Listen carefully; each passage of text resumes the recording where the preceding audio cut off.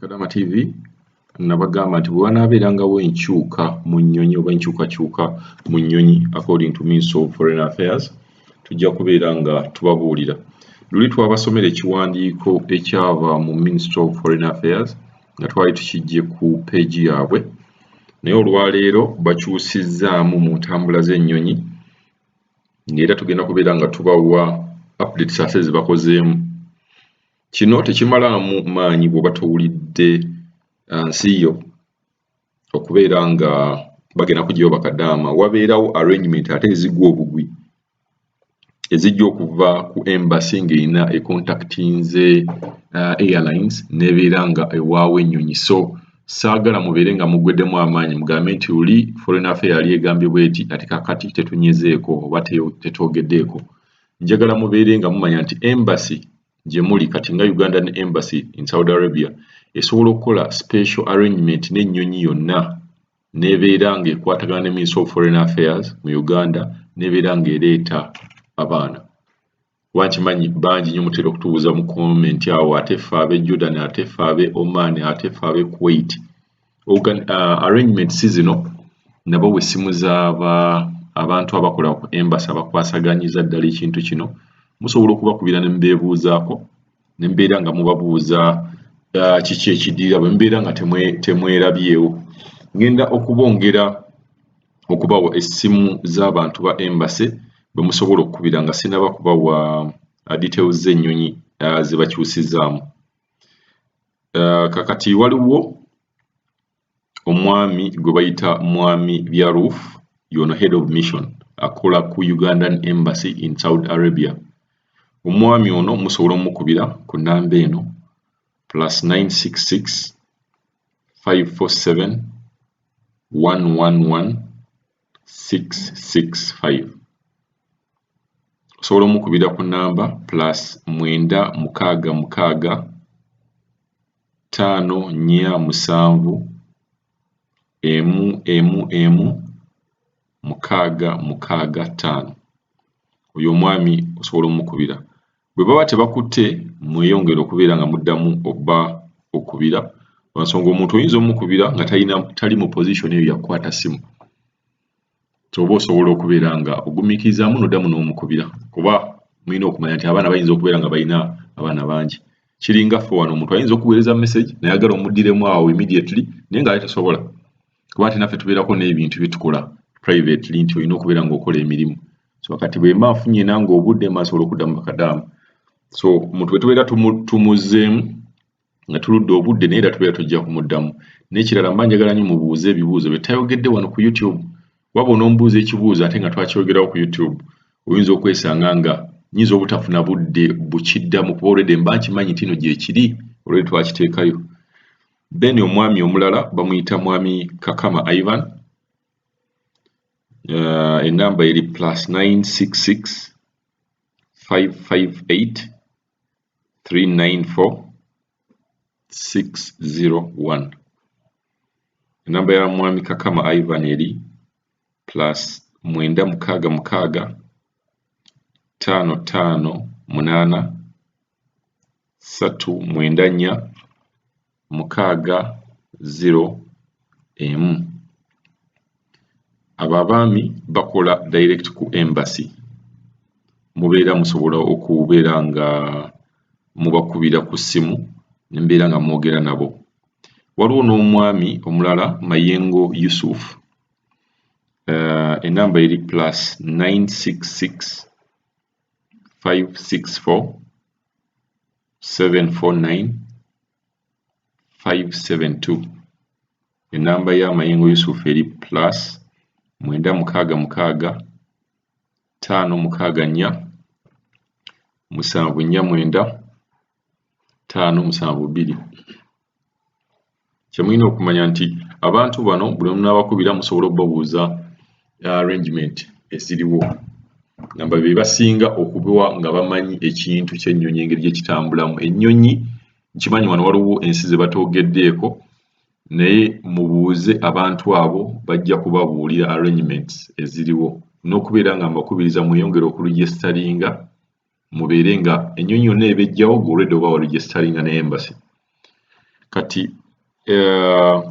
ebikyuse mu nnyonyi bye bino Ministry of Foreign Affairs byefulumiza olwaleero egamba bweti nti nga 15 August ennyonyi ya Jordan egenda kubeera nga eyingirawo e Uganda baana 209 already nawulidde nga bagamba abaana bansukumidde wano tickets zaabwe ne bagamba nti babagambe n'ennyonyi eno nti yajjudde.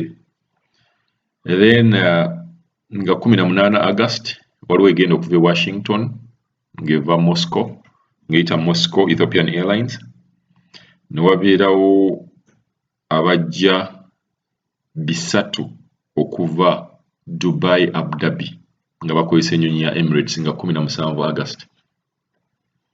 17 August 3 bava Dubai Abu Dhabi nga bakozesa Emirates. Kati wano mbagambye nti banayi mukubireeko ne Emirates mubabuuze kuba bagambye eno gundi eri mu process. Musobola okubabuuza nti waliwo ennyonyi bweti ne bweti ne bweti gomaze okuregistaringa ne embassy ne musobola okubeera nga mu bookinga tickets zino naye nga ne embassy nayo yateekawo account gwe musobola okubeera nga muteekako ssente.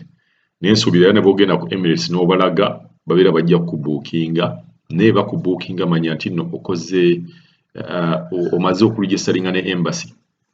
Bw'omala ng'omaze okufuna ticket bw'olina okugenda n'okola covid test kuba abaana bangi abatugambye nti twakola covid test naye tetugenze.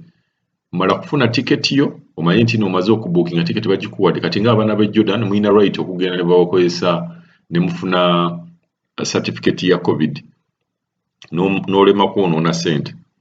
So 17 abaana 3 okuva Dubai Abu Dhabi then era nga 2 nga mukozesa Fly Dubai abaana 10 Dubai Abu Dhabi then ngera 24 abaana 3 nga bakozesa Emirates nga bava Dubai Abu Dhabi. So abaana be Dubai Abu Dhabi mufunyiyemu nnyo mu kintu kino kuba kati wano bwe ndaba bali abaana 7 abasuubira okubeera nga bagenda ne Emirates ne Fly Dubai kweza ennaku ze mbagambye. Then wabeerawo ate era ennyonyi eyarrangingibwa okubeera nga eva e Saudi Arabia ng'egenda kubeera ng'ereeta 136 nga 25 August egenda kubeera nga yararrange tebatugubulidde na nnyonyi kyegenda kubeera nga esimbula. Then wabeerawo Doha Qatar 256 era Dubai Abu Dhabi ng'ekozesa Emirates 3 nga 24 September. Malaysia bajja arranginga then abasigadde aboogedde ku Kenya, Somalia, Nairobi waliwo n'abezaire bagambye nti bo bajja kubeera nga bajja na luguudo nga bakozesa zibaasi. So banaye entambula y'ennyonyi ekyuseemu era wanaabeerawo ekintu kyonna ekikyuseemu nga tukijja ku Ministry of Foreign Affairs page yaabwe tujja kubeera nga tukomawo wano nga tukibasomera. At the moment kyekyo nkimanyi abaana b'e Jordan ne Oman tebaboogeddeeko mujja kubuuza ate mmwe naye ennamba z'okkubako nzibawadde mubeere nga mukubira abaami abo mubabuuze bajja kubeera nga bababuulira. Mbagambye nti mu this time okuva kati paka September nkimanyi bajja kubeerawo n'ennyonyi gye boorganizinga nga bo bagambe ku Ministry of Foreign Affairs. Amawulire ago era bwe tunaagafuna nga waliwo ennyonyi tugenda kubeera nga tugabawa. So abaana b'e Dubai, Abu Dhabi ne Saudi Arabia mugezeeko okubeera nga mukozesa chance eno mugezeeko okulaba nga mukozesa chance eno mubeere nga mukomawo e Uganda. Temwerabira nti ennyonyi zonna ezibadde zigenda muwulidde nti quarantine babadde nga tebabatawaanya. Vidiyo evuddeko omuwala yabagambye nti tebabatawaanya baatuuka e Uganda tebabatawaanyaako nti nno baleete ssente za quarantine. Balina mboole bali bulungi balya bulungi bagamba bw'otuukayo ng'oli mulwadde baku welcominga bulungi. So embeera eri e Uganda n'engeri abaana gye babayisaamu nga batuuse e Uganda nnungi nnyo. So mubeera mujja mubeere nga mumanyi mukomawo waka mufiringa at home tewali buzibu bugenda kubeera nga bateekako. Waliwo ne yambuuza nti bwe naatuuka e Uganda bwe banaakola covid test naagisasulira. Covid test e Uganda tebazisasulira. Covid test e Uganda za bwereere tolinawo wadde n'ekikumi kyowaayo. N'okubajjukiza era ne covid test gy'ogenda okukolera e Saudi oba Abu Dhabi oba Dubai gikole ng'omaze kumanya nti ofunye ticket. Kuba bw'onooba ofiikidde kitegeeza nti zino ssente ze wakola mu COVID test zijja kubeera nga zikufiiridde bwereere.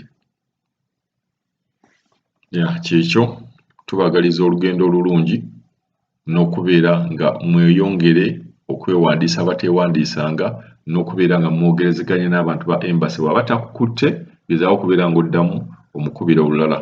N'ebibuuzo byammwe omuntu bw'oba otubuuza Kadama TV ekibuuzo beera gwe bw'oba otubuuza ekibuuzo n'otusukumira WhatsApp n'otubuuza ekibuuzo tujja kuŋŋaanyanga ebibuuzo ebyo tubabiddiremu ku Kadama TV YouTube channel kuba tesobola kuddamu buli muntu. Tuba tesobola kiddamu. So mba saagala muntu onyiige tetukuzeemu wabula ebibuuzo byonna tujja kubeera nga tubikuŋŋaanya tubeere nga tubiddamu omulundi gumu.